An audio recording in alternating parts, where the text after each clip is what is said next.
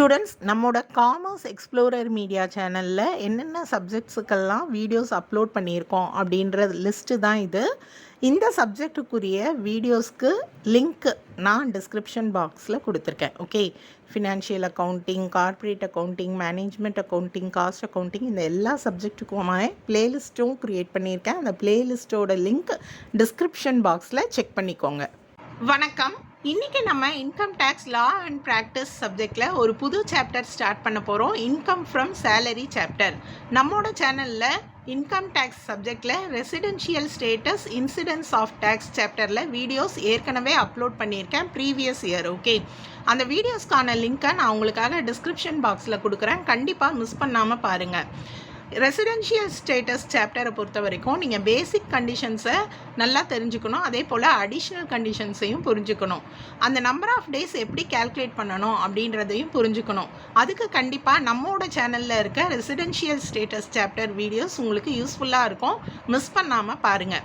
இப்போ நம்ம income from salary chapter start பண்ணலாம். Okay, so income from salary அப்படின்றத தெரிஞ்சுக்கிறதுக்கு முந்தி ஃபஸ்ட்டு நம்ம ஒரு இன்ஃபர்மேஷன் தெரிஞ்சுக்கணும். என்ன அப்படின்னு பார்த்தீங்கன்னா, ஒரு இண்டிவிஜுவலுக்கு இன்கம் டேக்ஸ் கேல்குலேட் பண்ணுறதுக்கு ஃபஸ்ட்டு அவரோட டோட்டல் இன்கம் என்ன அப்படின்றத தெரிஞ்சுக்கணும். ஓகே, ஸோ அவரோட டோட்டல் இன்கம் பார்த்தீங்கன்னா 5 ஹெட்டிங்காக பிரிச்சுருக்காங்க. அவருக்கு கிடைக்கக்கூடிய இன்கம்மை 5 ஹெட்டிங்கில் பிரிக்கலாம். ஓகே, ஸோ அவரோட income from salaries, income from house property, profits and gains of business or profession, capital gains, income from other sources.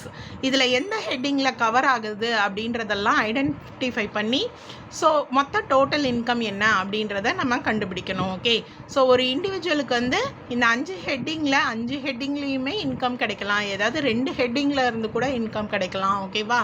So அவருக்கு என்னென்ன இன்கம் இருக்கோ அது எல்லாத்தையும் டோட்டல் இன்கம் கேல்குலேட் பண்ணிவிட்டு நம்ம டேக்ஸ் கேல்குலேட் பண்ணுவோம். இப்போ அந்த 5 ஹெட்டிங் இருக்குது இல்லையா, அதில் ஃபஸ்ட்டு ஹெட்டிங் தான் இந்த salaries. Okay, so income under the head salaries, அதை தான் நம்ம ஃபஸ்ட்டு டிஸ்கஸ் பண்ண போகிறோம். ஓகே, இந்த 5 ஹெட்டிங்க்குமே பார்த்தீங்க அப்படின்னா நம்மளோட இன்கம் டேக்ஸ் ஆக்டில் செக்ஷன்ஸ் கொடுத்துருக்காங்க.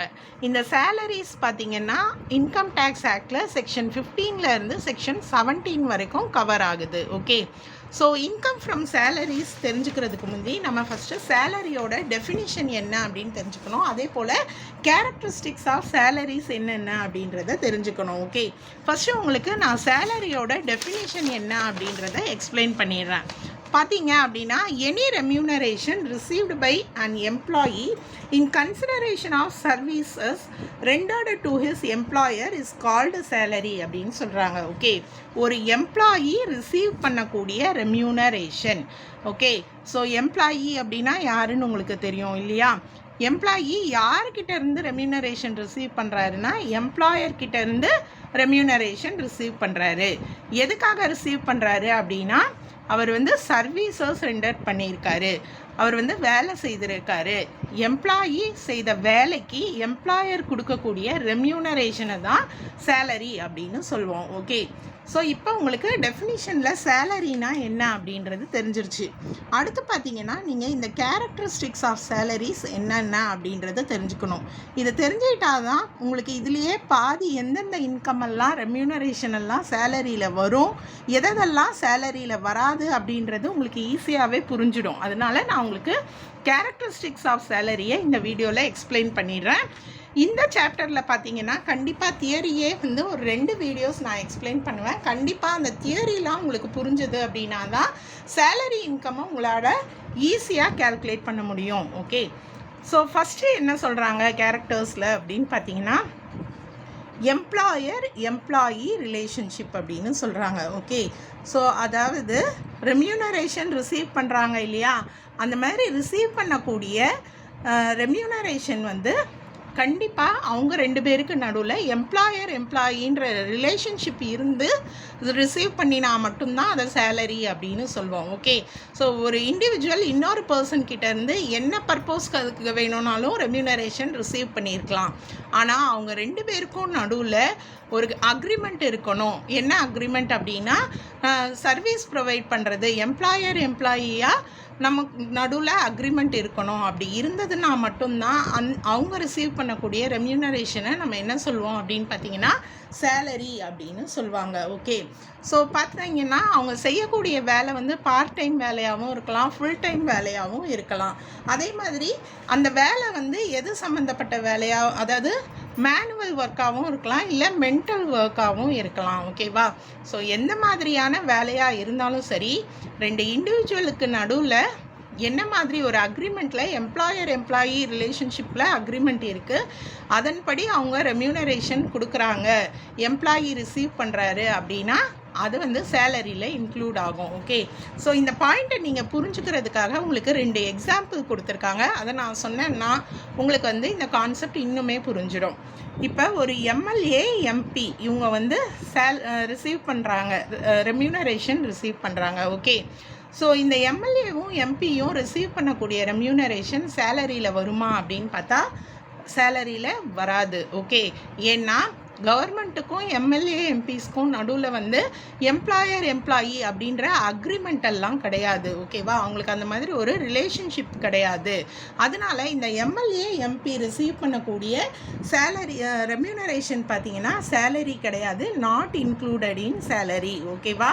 ஸோ அதனால தான் நான் ரெம்யூனரேஷன்ற வார்த்தையை யூஸ் பண்ணுறேன். அது வந்து சேலரி கிடையாது. அப்போ இவங்க ரிசீவ் பண்ணக்கூடிய இந்த இன்கம் நீங்கள் எதில் இன்க்ளூட் பண்ணணும் அப்படின்னு பார்த்தீங்கன்னா, நான் 5 ஹெட்டிங் சொன்னேன்ல, அதில் கடைசியாக ஒரு ஹெட்டிங் இருந்தது இன்கம் ஃப்ரம் அதர் சோர்சஸ். அந்த ஹெட்டிங்கில் தான் எம்எல்ஏ எம்பியோட சேலரி இன்க்ளூட் ஆகும்.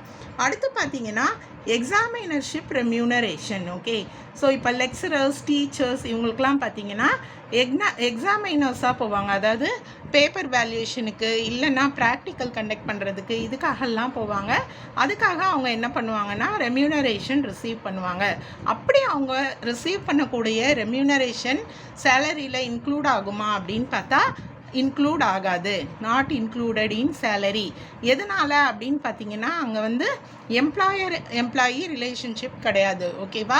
ஸோ அதனால் இது வந்து இன்கம் ஃப்ரம் அதர் சோர்ஸஸில் தான் நம்ம எடுத்துக்கணும். இன்கம் அண்டர் த ஹெட் சேலரிஸில் டோட்டல் இன்கம் கேல்குலேஷனுக்கு எடுத்துக்கக்கூடாது. ஓகே, ஸோ இப்போ உங்களுக்கு ஃபஸ்ட்டு பாயிண்ட் புரிஞ்சிருக்கும் அப்படின்னு நினைக்கிறேன். அடுத்த பாயிண்ட்டை நான் உங்களுக்கு சொல்கிறேன். என்ன அப்படின்னு பார்த்தீங்கன்னா சேலரிஸ் அண்ட் பிஸ்னஸ் ப்ராஃபிட்ஸ் அப்படின்னு கொடுத்துருக்காங்க. ஓகேவா? அதாவது உங்களுக்கு வந்து அந்த ரெம்யூனரேஷனை வந்து சேலரியா இல்லை பிஸ்னஸ் ப்ராஃபிட்டா அப்படின்றத ஐடென்டிஃபை பண்ண தெரியணும். ஓகே, ஸோ அதுக்குமே உங்களுக்கு எக்ஸாம்பிள் கொடுத்துருக்காங்க. என்ன அப்படின்னு பார்த்தீங்கன்னா உங்களுக்கு கம்பெனி ஃபார்ம் ஆஃப் பிஸ்னஸ் தெரியும் இல்லையா? ஸோ ஒரு கம்பெனியில் டைரக்டர் அப்படின்னு ஒரு போஸ்டிங் இருக்குது. ஸோ இந்த டைரக்டர் போஸ்டிங் பார்த்தீங்க அப்படின்னா அவங்களுக்குள்ள என்ன இருக்கும் அப்படின்னா எம்ப்ளாயி அப்படின்ற ஒரு கான்ட்ராக்ட் இருந்து டைரக்டராகவும் ஒர்க் பண்ணுவாங்க. அப்படி ஒரு அக்ரிமெண்ட் இருந்து எம்ப்ளாயியாக டைரக்டர் ஒர்க் பண்ணுறாருன்னா அந்த ரெம்யூனரேஷன் சேலரியில் இன்க்ளூட் ஆகும். ஓகேவா? சப்போஸ் டைரக்டர் பொசிஷனில் இருக்காங்க. எதனால் டைரக்டர் பொசிஷனில் இருக்காங்க அப்படின்னு பார்த்தீங்கன்னா அவங்களுக்கு அந்த கம்பெனி மேலே சப்ஸ்டான்ஷியல் ரைட்ஸ் இருக்குது, உரிமை இருக்குது. அதாவது நிறைய ஷேர்ஸ் வாங்கியிருக்காங்க. அதனால அவங்க என்ன பண்ணுறாங்க, டைரக்டர் பொசிஷனில் இருக்காங்க, அந்த கம்பெனியில் இது பண்ணுறாங்க. அவங்க ரிசீவ் பண்ணக்கூடிய ரெம்யூனரேஷன் பார்த்தீங்க அப்படின்னா அது வந்து சேலரியில் இன்க்ளூட் ஆகாது. ஸோ இந்த டைரக்டர்லேயே பார்த்தீங்கன்னா 2 கேட்டகரியாக பிரிக்கலாம். இவங்க எம்ப்ளாயியாக ஒர்க் பண்ணால் அதை வந்து சேலரியாக கன்சிடர் பண்ணுவோம். சப்போஸ் அந்த கம்பெனியில் அவங்களுக்கு சப்ஸ்டான்ஷியல் ரைட்ஸ் இருக்குது அப்படின்னா அவங்க ரிசீவ் பண்ணக்கூடிய ரெம்யூனரேஷன் என்ன கிடையாது அப்படின்னு பார்த்தீங்கன்னா சேலரி கிடையாது. ஓகேவா? ஸோ உங்களுக்கு ஐடென்டிஃபை பண்ண தெரியணும்.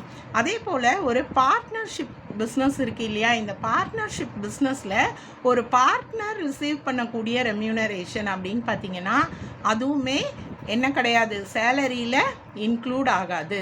ஸோ பார்ட்னர்ஸ் ரெம்யூனரேஷனையும் நம்ம என்ன சொல்லக்கூடாது, சேலரியில் இன்க்ளூட் பண்ணக்கூடாது, டோட்டல் இன்கம்க்கு எடுத்துக்கக்கூடாது.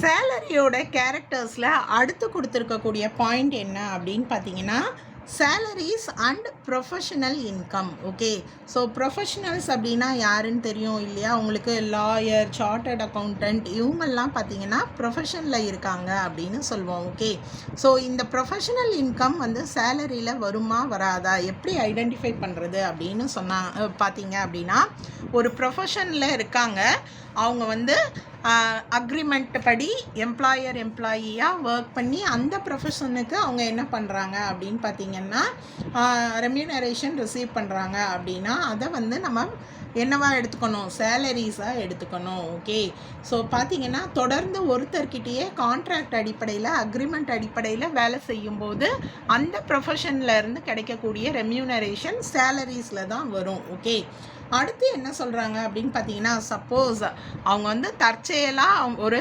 ப்ரொஃபஷனாக வந்து எக்ஸிக்யூட் பண்ணுறாங்க அப்படின்னா, இன்சிடென்டலாக எக்ஸிக்யூட் பண்ணுறாங்க அப்படின்னா, அது அவங்களோட ப்ரொஃபஷன், அவங்க வந்து எந்த கான்ட்ராக்ட்லேயும் இல்லை, அதனால் அவங்க ரிசீவ் பண்ணுற ரெம்யூனரேஷன் சேலரி கிடையாது அப்படின்னு சொல்கிறாங்க. ஓகே, ஸோ இவங்களோட இன்கம் எல்லாம் பார்த்தீங்கன்னா, இந்த ப்ரொஃபஷனல் இன்கம்லாம் பார்த்தீங்கன்னா, நம்ம 5 ஹெட்டிங் பார்த்தோம் இல்லையா? எந்த ஹெட்டிங்கில் போகும் அப்படின்னு பார்த்தீங்கன்னா, income profit and gains of business and ப்ரொஃபஷனில் போகும். எந்த அக்ரிமெண்ட்டும் இல்லாமல் அவங்க ப்ரொஃபஷனல் ஒர்க்கை கேரி அவுட் பண்ணினாங்க அப்படின்னா. ஓகே, ஸோ அடுத்து என்ன தெரிஞ்சுக்கணும் அப்படின்னு பார்த்தீங்கன்னா, ஒரு லாயர், சார்ட்டர்ட் அக்கௌண்டன்ட், டாக்டர், இவங்கெல்லாம் வந்து கான்ட்ராக்டுக்காக வந்து ஒர்க் பண்ணினாலுமே கூட அவங்களோட ரெம்யூனரேஷனை நம்ம ஹெட்டிங் சேலரிஸில் தான் காட்டணும். எந்தெந்த ப்ரொஃபஷன்னு பார்த்துக்கோங்க, doctor, lawyer, chartered accountant. Okay, இவங்க 3 பேரோட ரெம்யூனரேஷனுமே நம்ம எதில் தான் வந்து இன்க்ளூட் பண்ணணும்னு சொல்கிறாங்க? சேலரிஸில் தான். அது வந்து ஈவன் அவங்க வந்து கான்ட்ராக்ட் அடிப்படையில் தான் ஒர்க் பண்ணுறாங்க அப்படின்னாலும், அதனால இது வந்து எதில் வரும் அப்படின்னா சேலரிஸ் அப்படின்ற ஹெட்டிங்கில் வரும். ஓகே, அடுத்த பாயிண்ட் என்ன அப்படின்னு பார்த்தீங்கன்னா, வாலண்டரி சரண்டர் ஆஃப் சேலரி. இந்த வாலண்டரி சரண்டர் ஆஃப் சேலரி அப்படின்றதுக்கு மீனிங் என்ன அப்படின்னு பார்த்தீங்கன்னா, சேலரியை வந்து வாலண்டரியாக அவங்களே என்ன பண்ணிடுறாங்க, எனக்கு வேணாம் அப்படின்னு சரண்டர் பண்ணிடுறாங்க. அந்த மாதிரி வேண்டாம் அப்படின்னு அவங்க சரண்டர் பண்ணுற சேலரி இன்கம்க்கு எடுத்துக்கணுமா, டோட்டல் இன்கம் கேல்குலேஷனுக்கு எடுத்துக்கணுமா அப்படின்னு பார்த்தா கண்டிப்பாக எடுத்துக்கணும். ஓகே, சரண்டர் ஆஃப் சேலரியாக இருந்தாலுமே கூட இன்கம் கேல்குலேஷனுக்கு நம்ம எடுத்துக்கணும். பட் இந்த voluntary surrender of salary to the central கவர்மெண்ட்டாக இருந்தது அப்படின்னா நம்ம என்ன பண்ணக்கூடாது, அதை டோட்டல் இன்கம் கேல்குலேஷனுக்கு எடுத்துக்கக்கூடாது. Surrender of salary to the central government salary கேல்குலேஷனுக்கு எடுத்துக்க தேவையில்லை. ஓகே, ஸோ அடுத்த பாயிண்ட் என்ன அப்படின்னு பார்த்தீங்கன்னா, இன்கம் ஃப்ரம் யார்கிட்டேருந்து இன்கம் வருதுன்னா, former employer, okay, present employer and prospective employer.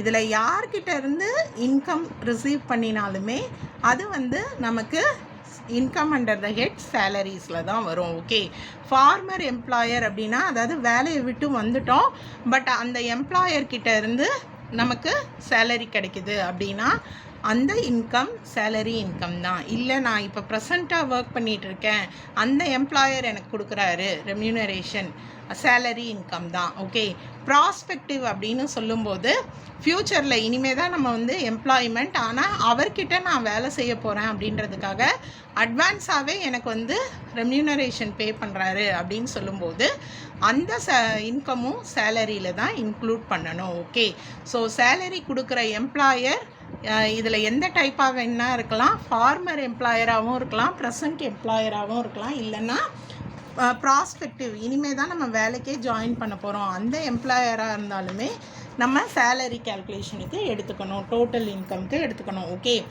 So அடுத்த கேரக்டர் என்ன சொல்கிறாங்கன்னு பார்த்தீங்கன்னா, personal gift and voluntary payment அப்படின்னு சொல்கிறாங்க. ஓகே, அதாவது ஒரு எம்ப்ளாயர்கிட்ட இருந்து நீங்கள் அதை வந்து ஒரு கிஃப்டாகவே ரிசீவ் பண்ணாலும், இல்லை ஏதாவது வாலண்டரி பேமெண்ட் அவங்கக்கிட்ட இருந்து ரிசீவ் பண்ணாலும் அது எல்லாமே இந்த சேலரியில் தான் எடுத்துப்பாங்க. அதை என்ன சொல்லுவாங்க அப்படின்னு பார்த்தீங்கன்னா, இன் லியூ ஆஃப் சேலரி அப்படின்னு சொல்லுவாங்க. ஓகே, ஸோ அதாவது பொதுவாக நம்ம எப்போவுமே ரிசீவ் பண்ணுற சேலரி கிடையாது, பர்சனலாக அவங்க வந்து நம்ம ஒர்க் நல்லா இருக்குது அப்படின்றதுக்காக ஒரு கிஃப்டாவோ இல்லை வாலண்டரி பேமெண்ட் கொடுக்கலாம்.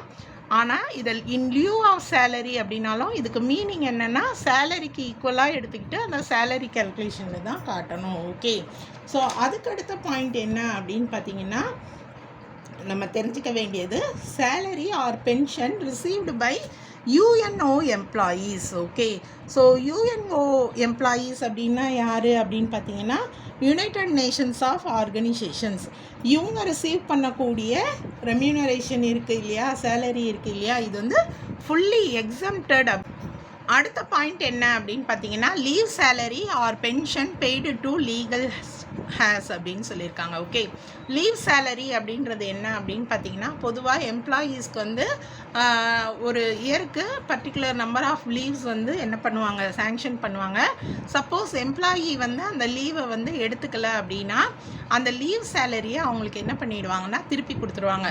சப்போஸ் இங்கே பார்த்தீங்கன்னா, ஒருவேளை அந்த எம்ப்ளாயி இறந்துட்டாரு, அவரோட லீவ் சேலரியோ இல்லை அவரோட பென்ஷனையோ அவருக்கு லீகல் ஹேஸ்க்கு கொடுக்குறாங்க, அவங்களோட லீகல் ஹேஸ்க்கு கொடுக்குறாங்க அப்படின்னா அது வந்து சேலரி இன்கமில் வராது, income from other sources. Okay, so ஒருத்தர் இறந்துட்டாரு அப்படின்னா அவரோட பென்ஷனும் சரி மற்ற விஷயங்களும் சரி சட்டப்படி யாருக்கு உரிமை இருக்கோ அவங்களுக்கு போய் சேரும். அவங்க ரிசீவ் பண்ணக்கூடிய இந்த லீவ் சேலரியும் பென்ஷன் ஃபண்டும் என்ன ஆகாது அப்படின்னு பார்த்தீங்கன்னா சேலரி ஹெட்டிங்கில் வராது, இன்கம் ஃப்ரம் அதர் சோர்சஸில் தான் வரும் அப்படின்னு சொல்கிறாங்க. ஓகே, அடுத்து கேரக்டர்ஸ்லேயே கொடுத்துருக்கக்கூடிய 3 பாயிண்ட்டு தான், பட் ஆனால் இதை வந்து பேசிஸ் ஆஃப் சார்ஜ் அப்படின்னு சொல்லுவோம். ஓகே, இந்த பேசிஸ் ஆஃப் சார்ஜ் அப்படின்றது செக்ஷன் 15ல் நமக்கு கவர் ஆகுது. ஓகே, என்ன அப்படின்னு பார்த்தீங்கன்னா, எந்தெந்த சேலரி கேல்குலேஷனுக்கு அடிப்படை என்ன அப்படின்னா ஒரு 3 பாயிண்ட் சொல்லலாம். ஓகே, பொதுவாக சேலரி அப்படின்றது பார்த்தீங்கன்னா due or receipt basis whichever is earlier அப்படின்னு சொல்லுவாங்க. Okay, due or receipt basis whichever is earlier. இதை நீங்கள் புரிஞ்சுக்கணும் அப்படின்னு பார்த்தீங்கன்னா நான் உங்களுக்கு எக்ஸாம்பிள் மூலமாக சொல்லிடுறேன். ஓகே, ஸோ இப்போ பார்த்தீங்க அப்படின்னா டியூ அப்படின்னா வர வேண்டிய சேலரி, ரிசிப்ட் அப்படின்னா சேலரி கிடச்சிருச்சு. ஓகே, ஸோ இதில் எது ஃபஸ்ட்டு வருதோ அதுதான் நம்ம என்னன்னு சொல்லுவோம், சேலரி கேல்குலேஷனுக்கு எடுத்துக்குவோம். ஓகே, இப்போ ஃபார் எக்ஸாம்பிள் 2019-20 உரிய சேலரி. ஓகேவா, ஸோ இந்த சேலரி வந்து ரிசீவ்டு இன் அட்வான்ஸ், நான் வந்து முன்னாடியே வாங்கிட்டேன், ரிசீவ்டு இன் அட்வான்ஸ்.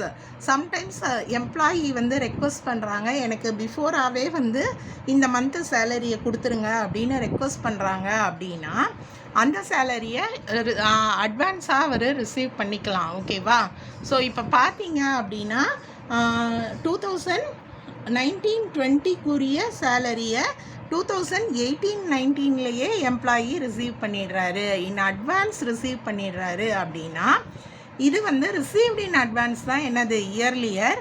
இந்த இயர்லியே என்ன பண்ணுவாங்க அப்படின்னா சேலரி கேல்குலேஷனுக்கு எடுத்துப்பாங்க.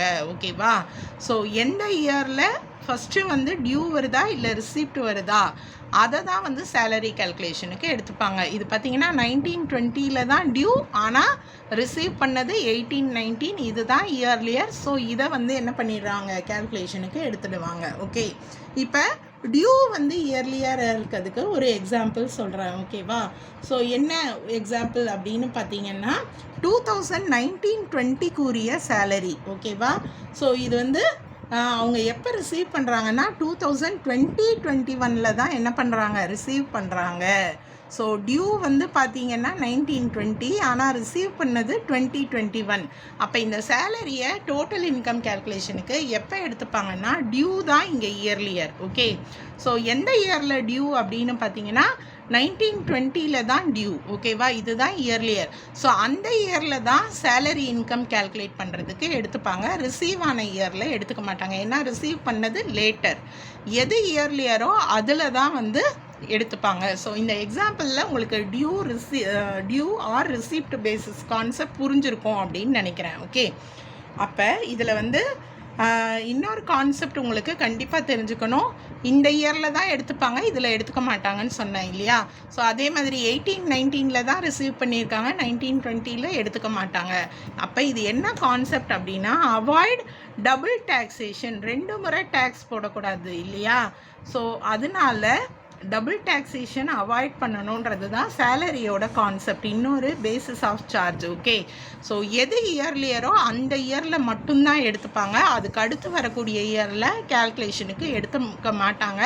அப்போ தான் இந்த டபுள் டாக்ஸேஷன் அப்படின்ற கான்செப்ட் என்ன ஆகும், அவாய்ட் ஆகும். ஓகே, ஸோ அதே மாதிரி பார்த்தீங்க அப்படின்னா சேலரிக்கு இன்னொன்று இருக்குது. என்ன அப்படின்னா அது வந்து அரியர் சேலரியாகவும் இருக்கலாம், இல்லை ரிசீவ்டு இன் அட்வான்ஸாகவும் இருக்கலாம். எந்த சேலரியாக இருந்தாலுமே நம்ம சேலரி கான்செப்டுக்கு எடுத்துப்போம். ஓகே, ஸோ இந்த டியூ ரிசிப்ட் பேசிஸ் தான் பார்த்தீங்கன்னா அட்வான்ஸாகவும் ரிசீவ் பண்ணுறதை எடுத்துக்கிறோம், இல்லை அரியர் இனிமேல் தான் அரியர் இல்லையா, அது அரியர் சேலரியாக இருந்தாலும் சரி, ரிசீவ்டு இன் அட்வான்ஸாக இருந்தாலும் சரி, நம்ம சேலரி கேல்குலேஷனுக்கு எடுத்துக்கணும்.